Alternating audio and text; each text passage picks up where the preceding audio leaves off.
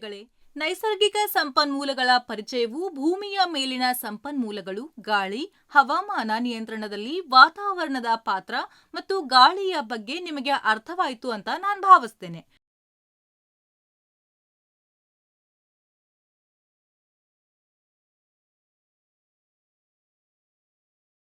ವಿದ್ಯಾರ್ಥಿಗಳೇ, ಈಗ ನಾವೀ ವಿಡಿಯೋದಲ್ಲಿ ನೀವು ಮಳೆ, ಹಿಮಪಾತ ಮತ್ತು ಆಲಿಕಲ್ಲುಗಳ ರಚನೆ ಬಗ್ಗೆ ತುಂಬಾ ಉಪಯುಕ್ತ ಮಾಹಿತಿಯನ್ನ ಕಲಿಯಲಿದ್ದೀರಿ.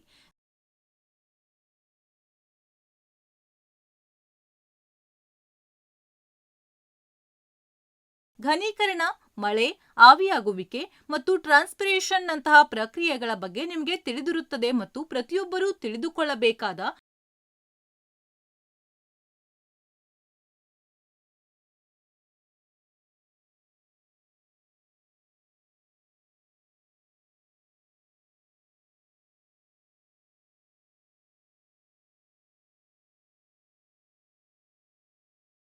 ಪ್ರಮುಖ ವಿಷಯವೆಂದರೆ ವಾಯು ಮಾಲಿನ್ಯ ಮತ್ತು ಜಲ ಮಾಲಿನ್ಯ.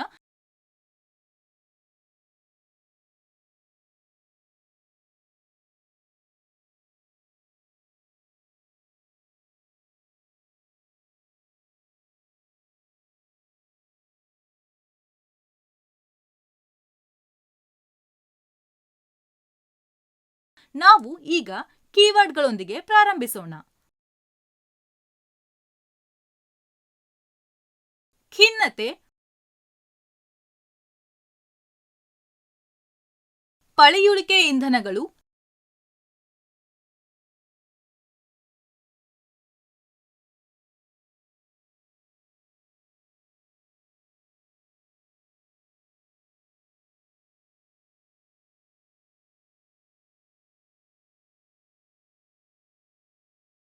ದಹನ,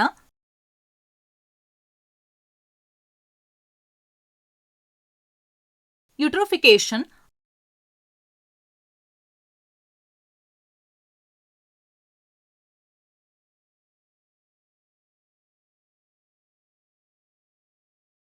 ಐಸ್ ಕ್ಯಾಪ್ಗಳು,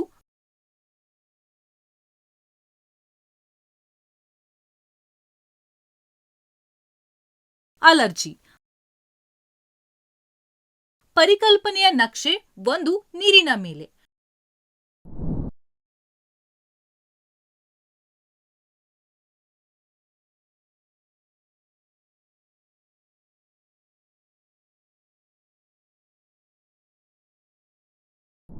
ಪರಿಕಲ್ಪನೆಯ ನಕ್ಷೆ 2, ಪ್ರಸಾರ.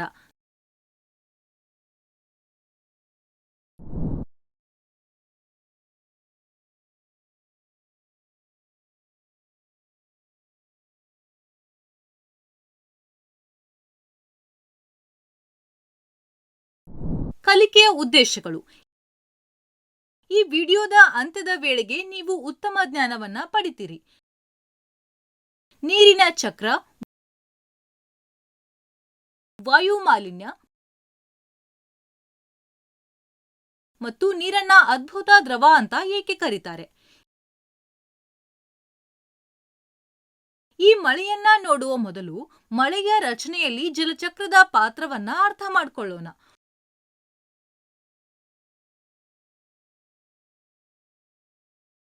ಒಂದು ದಿನದಲ್ಲಿ ಜಲಮೂಲಗಳನ್ನ ಬಿಸಿ ಮಾಡಿದಾಗ ಹೆಚ್ಚಿನ ಪ್ರಮಾಣದ ನೀರು ಆವಿಯಾಗತ್ತೆ ಮತ್ತು ಗಾಳಿಗೆ ಹೋಗತ್ತೆ.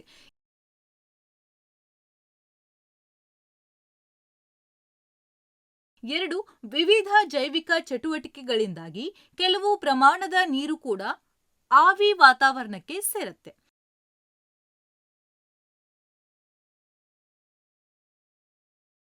3, ಈ ಗಾಳಿಯು ಬಿಸಿಯಾಗತ್ತೆ. ಬಿಸಿ ಗಾಳಿಯು ನೀರಿನ ಆವಿಯನ್ನ ತನ್ನೊಂದಿಗೆ ಹೊತ್ತೊಯ್ಯುತ್ತೆ.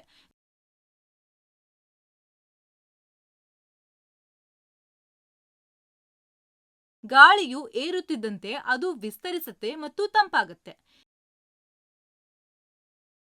ಈ ತಂಪಾಗುವಿಕೆಯ ಗಾಳಿಯಲ್ಲಿನ ನೀರಿನ ಆವಿಯನ್ನ ಸಣ್ಣ ಹನಿಗಳ ರೂಪದಲ್ಲಿ ಘನೀಕರಿಸುವಂತೆ ಮಾಡುತ್ತೆ.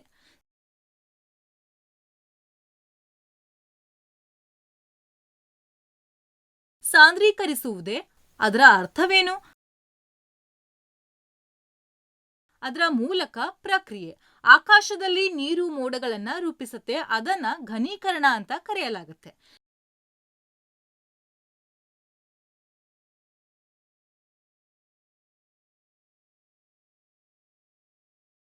4.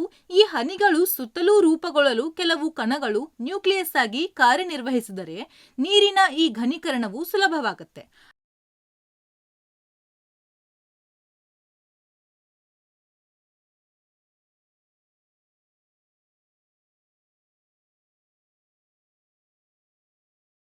5. ವಿಶಿಷ್ಟವಾಗಿ ಧೂಳು ಮತ್ತು ಇತರ ಅಮಾನತುಗೊಳಿಸಲಾಗಿದೆ ಗಾಳಿಯಲ್ಲಿರುವ ಕಣಗಳು ಈ ಕಾರ್ಯವನ್ನ ನಿರ್ವಹಿಸುತ್ತೆ. 6. ನೀರಿನ ಹನಿಗಳು ರೂಪುಗೊಂಡ ನಂತರ ಈ ನೀರಿನ ಹನಿಗಳ ಘನೀಕರಣದಿಂದ ಅವು ಹೆಚ್ಚು ಗಮನಾರ್ಹವಾಗಿ ಬೆಳೆಯುತ್ತೆ.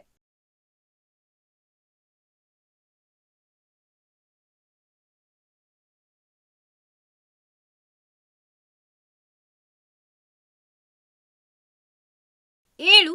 ಹನಿಗಳು ದೊಡ್ಡದಾಗಿ ಮತ್ತು ಭಾರವಾಗಿ ಬೆಳೆದಾಗ ಅವು ಮಳೆಯ ರೂಪದಲ್ಲಿ ಬೀಳುತ್ತವೆ.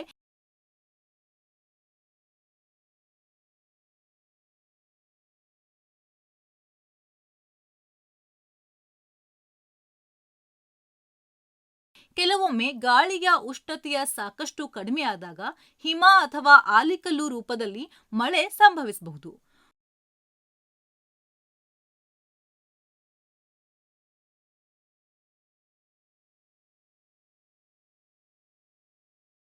ಮಳೆಯ ದಿಕ್ಕು ಹೇಗಿರಬಹುದು? ಮಳೆಯ ನಮೂನೆಗಳನ್ನು ಚಳಿಯಲ್ಲಿರುವ ಗಾಳಿಯ ಮಾದರಿಗಳಿಂದ ನಿರ್ಧರಿಸಲಾಗುತ್ತದೆ.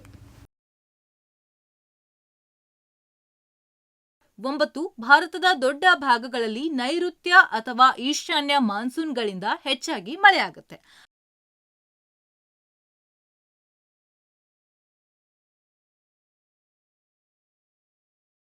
10. ಬಂಗಾಳ ಕೊಲ್ಲಿಯಲ್ಲಿನ ಅಪಘಾತದ ಕುರಿತು ಹವಾಮಾನ ವರದಿಗಳು ಕೆಲವು ಪ್ರದೇಶಗಳಲ್ಲಿ ಮಳೆಗೆ ಕಾರಣವಾಗಿದೆ ಎಂದು ನಾವು ಕೇಳಿದ್ದೇವೆ.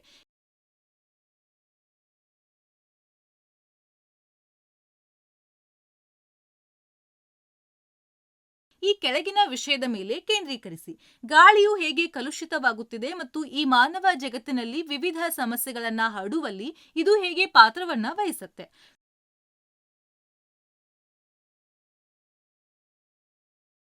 ವಿಷಯಕ್ಕೆ ಬಂದಾಗ ವಾಯು ಮಾಲಿನ್ಯ, ನೈಟ್ರೋಜನ್ ಮತ್ತು ಸಲ್ಫರ್ನ ಆಕ್ಸೈಡ್ಗಳು ಹೆಚ್ಚುತ್ತಿರುವ ಮಟ್ಟವನ್ನ ನಾವು ಸುದ್ದಿಗಳಲ್ಲಿ ಕೇಳುತ್ತಲೇ ಇರ್ತೇವೆ.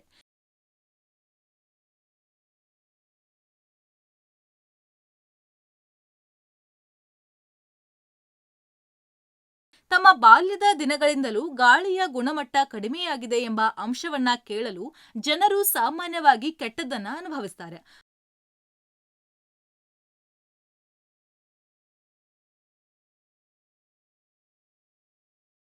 ಅದಕ್ಕೆ ಕಾರಣವನ್ನ ನೋಡೋಣ. 1. ಕಲ್ಲಿದ್ದಲು ಮತ್ತು ಪೆಟ್ರೋಲಿಯಂನಂತಹ ಪಳೆಯುಳಿಕೆ ಇಂಧನಗಳು ಸಣ್ಣ ಪ್ರಮಾಣದ ಸಾರಜನಕವನ್ನ ಹೊಂದಿರುತ್ತೆ ಮತ್ತು ಗಂಧಕ.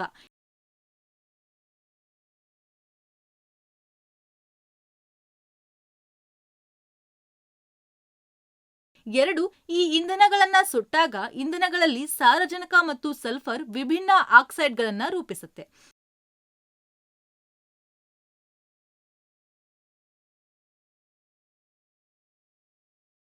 3. ಈ ಅನಿಲಗಳ ಇನ್ಸುಲೇಷನ್ ಅಪಾಯಕಾರಿ ಮಾತ್ರವಲ್ಲ, ಆದರೆ ಅವು ಮಳೆಯಲ್ಲಿ ಕರಗತ್ವೆ.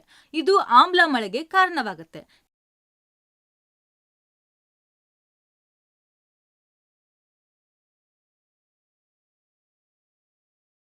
4. ಪಳೆಯುಳಿಕೆ ಇಂಧನಗಳ ದಹನ ಅಮಾನತುಗೊಳಿಸಿದ ಪ್ರಮಾಣವನ್ನ ಸಹ ಹೆಚ್ಚಿಸುತ್ತೆ. ಗಾಳಿಯಲ್ಲಿ ಕಣಗಳು ಈ ಅಮಾನತುಗೊಂಡ ಕಣಗಳ ಸುಡದ ಇಂಗಾಲದ ಕಣಗಳು ಅಥವಾ ಹೈಡ್ರೋಕಾರ್ಬನ್ಗಳೆಂದು ಕರೆಯಲ್ಪಡುವ ಪದಾರ್ಥಗಳಾಗಿರಬಹುದು.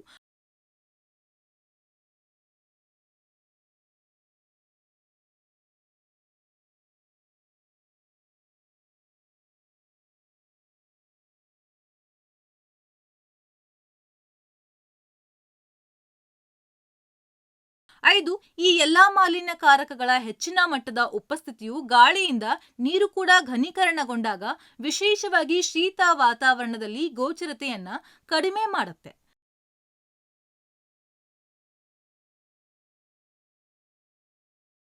6 ಇದನ್ನ ಸ್ಮೋಗ್ ಎಂದು ಕರೆಯಲಾಗುತ್ತೆ ಮತ್ತು ಇದು ವಾಯು ಮಾಲಿನ್ಯದ ಗೋಚರ ಸೂಚನೆಯಾಗಿದೆ.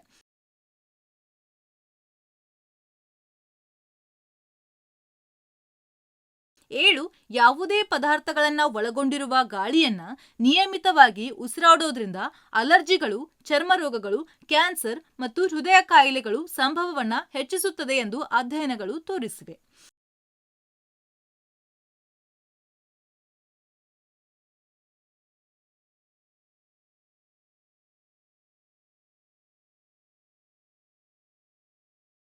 ಎಂಟು ಇವುಗಳ ವಿಷಯದಲ್ಲಿ ಹೆಚ್ಚಳ ಗಾಳಿಯಲ್ಲಿರುವ ಹಾನಿಕಾರಕ ವಸ್ತುಗಳನ್ನ ವಾಯು ಮಾಲಿನ್ಯ ಅಂತ ಕರೆಯಲಾಗುತ್ತೆ.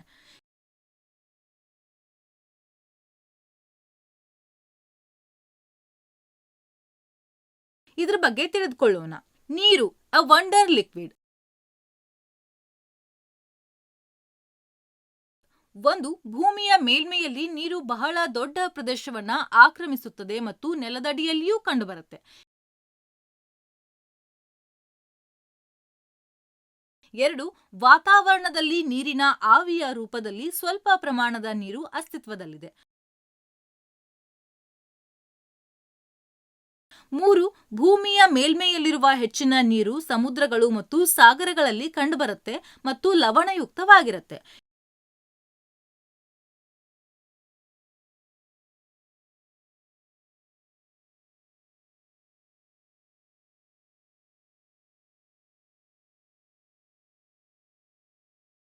2 ಧ್ರುವಗಳಲ್ಲಿ, ಮಂಜುಗಡ್ಡೆಗಳಲ್ಲಿ ಮತ್ತು ಹಿಮದಿಂದ ಆವೃತವಾದ ಪರ್ವತಗಳಲ್ಲಿ ತಾಜಾ ನೀರು ಹೆಪ್ಪುಗಟ್ಟಿರುತ್ತೆ.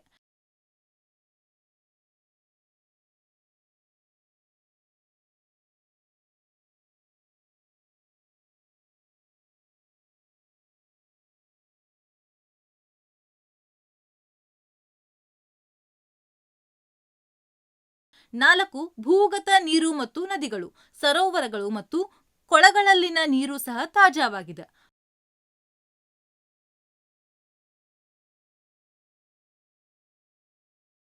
5 ಆದಾಗ್ಯೂ ಸಿಹಿ ನೀರಿನ ಲಭ್ಯತೆಯು ಸ್ಥಳದಿಂದ ಸ್ಥಳಕ್ಕೆ ಬದಲಾಗುತ್ತೆ.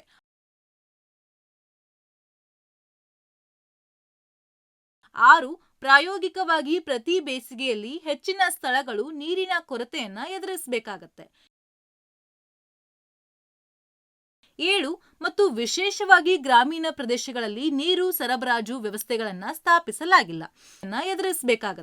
7 ಮತ್ತು ವಿಶೇಷವಾಗಿ ಗ್ರಾಮೀಣ ಪ್ರದೇಶಗಳಲ್ಲಿ ನೀರು ಸರಬರಾಜು ವ್ಯವಸ್ಥೆಗಳನ್ನು ಸ್ಥಾಪಿಸಲಾಗಿಲ್ಲ. ಜನರು ದೂರದ ಪ್ರದೇಶಗಳಿಂದ ನೀರು ತರಲು ಸಾಕಷ್ಟು ಸಮಯವನ್ನ ಒತ್ತಾಯಿಸಲಾಗುತ್ತದೆ.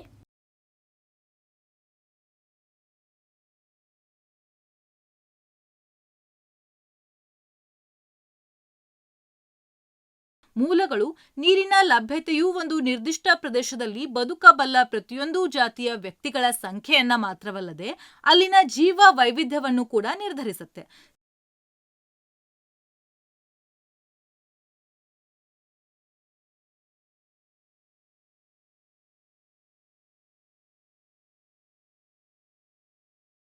ಸಹಜವಾಗಿ ನೀರಿನ ಲಭ್ಯತೆಯು ಒಂದು ಪ್ರದೇಶದ ಜೀವನದ ಸುಸ್ಥಿರತೆಯನ್ನ ನಿರ್ಧರಿಸುವ ಅಂಶವಲ್ಲ.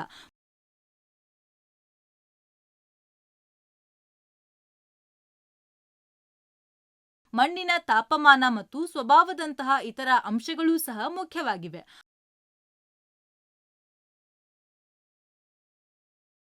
ಆದರೆ ಭೂಮಿಯ ಮೇಲಿನ ಜೀವನವನ್ನು ನಿರ್ಧರಿಸುವ ಪ್ರಮುಖ ಸಂಪನ್ಮೂಲಗಳಲ್ಲಿ ನೀರು ಒಂದಾಗಿದೆ.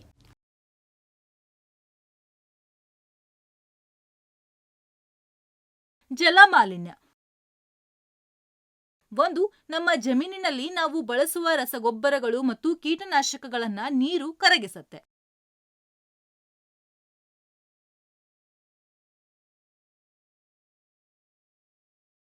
ಆದ್ರಿಂದ ಈ ವಸ್ತುಗಳು ಕೆಲವು ಶೇಕಡಾವನ್ನ ನೀರಿನಲ್ಲಿ ತೊಳೆಯಲಾಗುತ್ತೆ.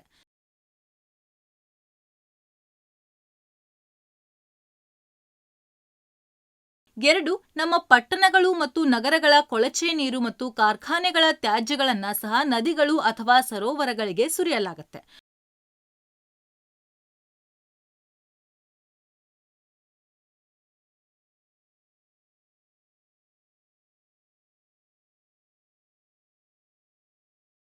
3. ನಿರ್ದಿಷ್ಟ ಕೈಗಾರಿಕೆಗಳು ವಿವಿಧ ಕಾರ್ಯಾಚರಣೆಗಳಲ್ಲಿ ತಂಪಾಗಿಸಲು ನೀರನ್ನ ಬಳಸ್ತೇವೆ ಮತ್ತು ನಂತರ ಈ ಬಿಸಿ ನೀರನ್ನ ಜಲಮೂಲಗಳಿಗೆ ಹಿಂತಿರುಗಿಸುತ್ತೆ.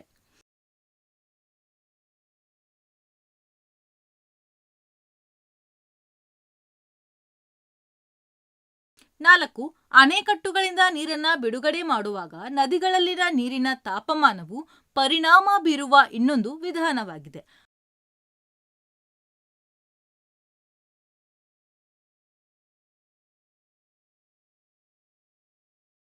5. ಆಳವಾದ ಜಲಾಶಯದ ಒಳಗಿನ ನೀರು ಸೂರ್ಯನಿಂದ ಬಿಸಿಯಾಗುವ ಮೇಲ್ಮೈಯಲ್ಲಿರುವ ನೀರಿಗಿಂತ ತಂಪಾಗಿರುತ್ತೆ.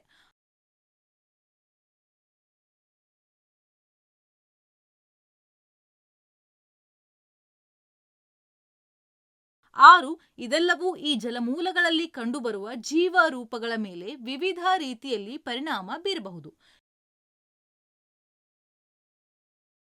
7. ಇದು ಕೆಲವು ಜೀವರೂಪಗಳ ಬೆಳವಣಿಗೆಯನ್ನ ಉತ್ತೇಜಿಸುತ್ತದೆ ಮತ್ತು ಕೆಲವು ಇತರ ಜೀವ ರೂಪಗಳಿಗೆ ಹಾನಿಯನ್ನ ಉಂಟುಮಾಡುತ್ತೆ.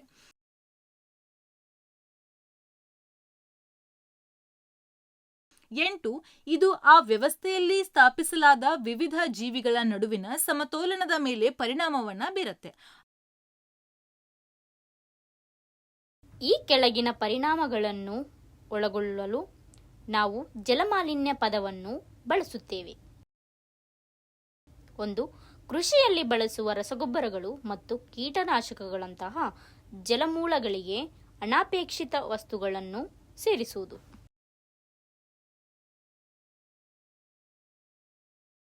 1. ಪೇಪರ್ ಕೈಗಾರಿಕೆಗಳು ಬಳಸುವ ಪಾದರಸದ ಉಪ್ಪಿನಂತಹ ವಿಷಕಾರಿ ವಸ್ತುಗಳು.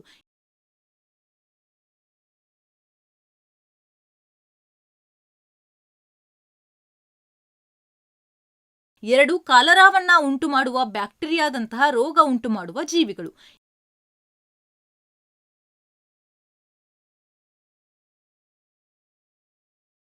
2. ಕರಗಿದ ಆಮ್ಲಜನಕವನ್ನ ನೀರಿನಲ್ಲಿ ವಾಸಿಸುವ ಪ್ರಾಣಿಗಳು ಮತ್ತು ಸಸ್ಯಗಳು ಬಳಸುತ್ತವೆ. 3.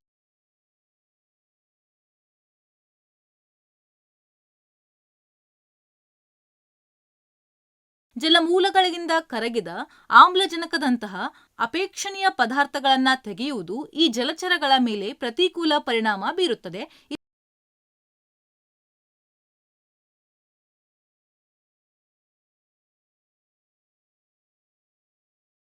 ಇತರ ಪೋಷಕಾಂಶಗಳು ಸಹ ಜಲಮೂಲಗಳಿಂದ ಖಾಲಿಯಾಗಬಹುದು.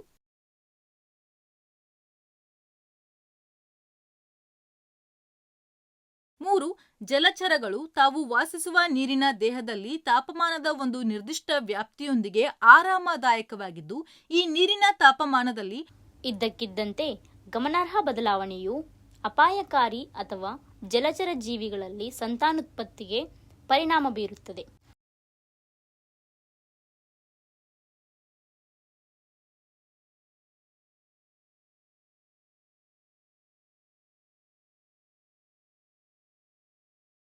ವಿವಿಧ ಪ್ರಾಣಿಗಳ ಮೊಟ್ಟೆಗಳು ಮತ್ತು ಲಾರ್ವಾಗಳು ತಾಪಮಾನ ಬದಲಾವಣೆಗಳಿಗೆ ವಿಶೇಷವಾಗಿ ಒಳಗಾಗುತ್ತವೆ. ನೆನಪಿಡಬೇಕಾಗಿರೋ ಅಂಶಗಳು ಏನಂದ್ರೆ, 1. ಗಾಳಿಯಲ್ಲಿ ಹಾನಿಕಾರಕ ಪದಾರ್ಥಗಳ ವಿಷದಲ್ಲಿನ ಹೆಚ್ಚಳವನ್ನ ವಾಯು ಮಾಲಿನ್ಯ ಅಂತ ಕರಿತೇವೆ. 2. ಜಲಮೂಲಗಳಿಗೆ ಅನಪೇಕ್ಷಿತ ಪದಾರ್ಥಗಳನ್ನ ಸೇರಿಸೋದ್ರಿಂದ ಜಲಮಾಲಿನ್ಯ ಉಂಟಾಗತ್ತೆ.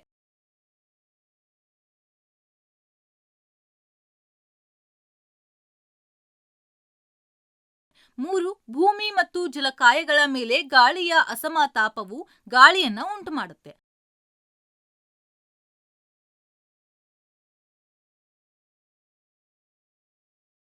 4. ಜಲಮೂಲಗಳಿಂದ ನೀರಿನ ಆವಿಯಾಗುವಿಕೆ ಮತ್ತು ನಂತರ ಘನೀಕರಣವು ನಮಗೆ ಮಳೆಯನ್ನ ನೀಡುತ್ತೆ.